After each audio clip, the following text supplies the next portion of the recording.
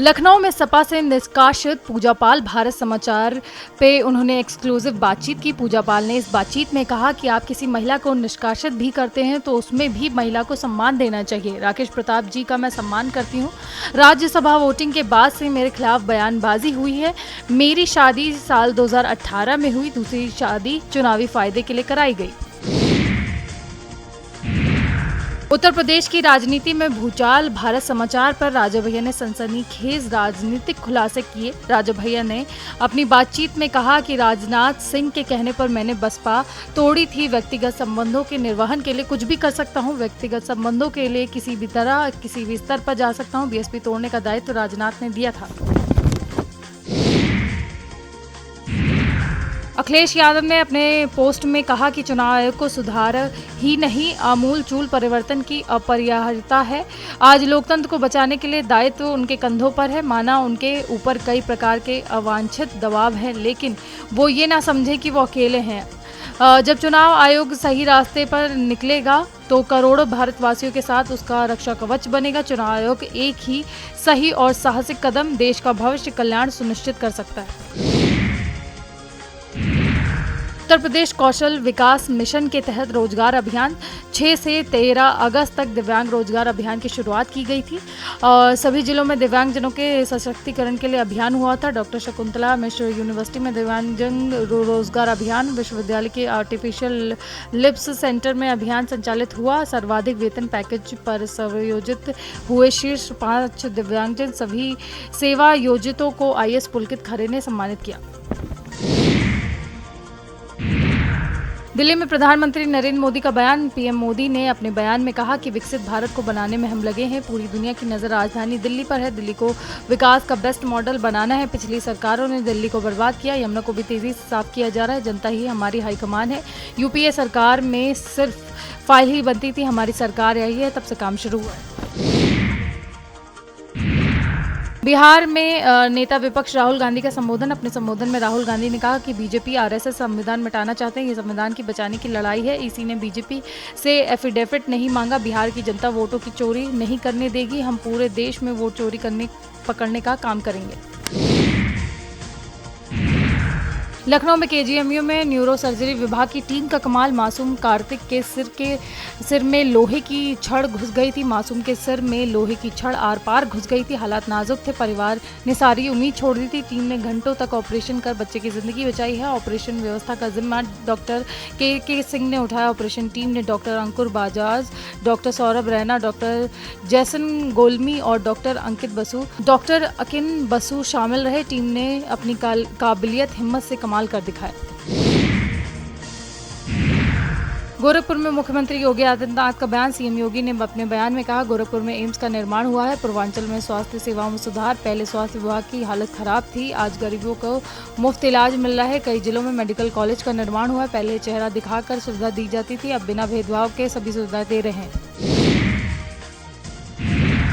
Allahabad SC ने लखनऊ पीठ का बड़ा फैसला। लखनऊ पुलिसकर्मियों के गलत वेतन निर्धारण पर दी राहत। 53 तृतीय चतुर्थ श्रेणी के कर्मचारियों से वसूली के आदेश रद्द, 8 हफ्ते में लौटाए जाएंगे अधिक वसूली की गई धनराशि। कोर्ट ने कहा, शासनादेश 16 जनवरी साल 2007 के तहत हो वेतन निर्धारण।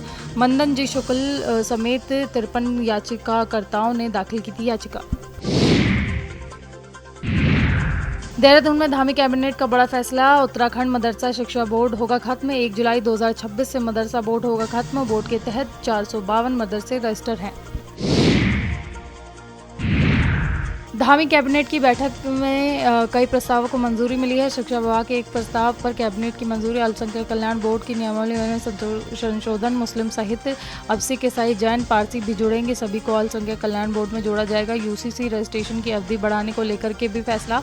यूसीसी में शादी रजिस्ट्रेशन का समय बढ़ाया गया। कई विधेयकों को मंजूरी। विधानसभा सत्र में पटल पर रखे जाएंगे।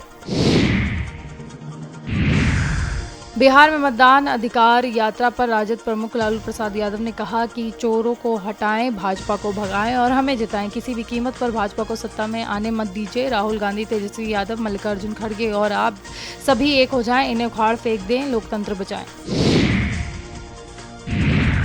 रोहतास में कांग्रेस अध्यक्ष मल्लिकार्जुन खड़गे ने कहा कि बिहार लोकशाही की जन्मभूमि है। राहुल गांधी की मतदान अधिकार यात्रा सासाराम से शुरू हो रही है। यह यात्रा 16 दिनों में 20 जिलों से होकर 1300 किलोमीटर की दूरी तय करेगी। इसका समापन 1 सितंबर को ऐतिहासिक गांधी मैदान में होगा।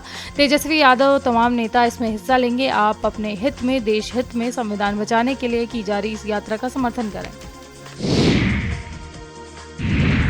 रोहतास में लोकसभा में नेता प्रतिपक्ष राहुल गांधी ने बीजेपी पर साधा निशाना। राहुल गांधी ने कहा, जब हमने जांच की, सभी रिकॉर्ड निकाले गए तो हमें पता चला कि कर्नाटक में एक विधानसभा में 1 लाख से अधिक वोट चुराए गए थे और इन वोटों के कारण भाजपा ने कर्नाटक में लोकसभा सीट जीती। जब हमने प्रेस कॉन्फ्रेंस में ये कहा कि तो चुनाव आयोग ने हमसे हलफनामा मांगा। भाजपा के लोगों से हलफनामा नहीं मांगा जाता, ये उनका यानी कि चुनाव आयोग का डेटा है, उनके आंकड़े हैं, लेकिन वे मुझसे हलफनामा मांग रहे हैं। हमने उनसे CCTV फुटेज मांगा, लेकिन उन्होंने मना कर दिया। बिहार में वोट अधिकार यात्रा कार्यक्रम में राजद नेता तेजस्वी यादव ने कहा कि लालू और लोहिया हमेशा कहा करते थे, वोट का राज मतलब छोट का राज। भाजपा वाले जो काम खुद नहीं कर पा रहे, वो काम चुनाव आयोग से करवा रहे, यानी वो आपसे आपका अधिकार छीन रहे हैं। भाजपा सांसद रवि किशन ने कांग्रेस पर साधा निशाना। रवि किशन ने कहा कि कांग्रेस की इस सोच पर पूरा देश हंस रहा है। लाल किले से प्रधानमंत्री मोदी का भाषण सुनने के बाद, ऑपरेशन सिंदूर के बाद सब देश को, इस आत्मनिर्भर भारत को एक अलग नजरिए से देख रहे हैं। दूसरी तरफ ये सब परिवारवादी लोग हैं। इन यानी कि कांग्रेस पर कौन भरोसा करेगा।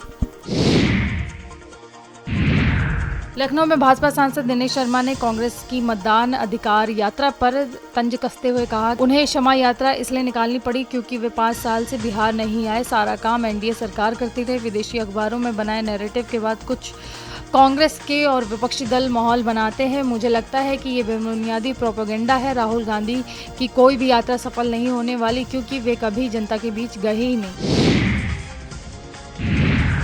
बिहार में महागठबंधन की वोट अधिकार रैली पर उत्तर प्रदेश के उप मुख्यमंत्री ब्रजेश पाठक ने कहा कि राहुल गांधी और कांग्रेस पार्टी पूरी तरह से दिग्भ्रमित है। वे चूक गए हैं, उनका संवैधानिक संसाधनों पर भरोसा नहीं रहा। लगातार वे आरोप प्रत्यारोप करते रहते हैं। जब चुनाव जीतते हैं तो ईवीएम अच्छी है, चुनाव हारते तो ईवीएम खराब है। कांग्रेस पार्टी का कोई नाम नहीं लेने वाला है और ये बचने वाले भी नहीं है। कांग्रेस पार्टी अपने कुकृत्यों की वजह से समाप्त होने की कगार पर है।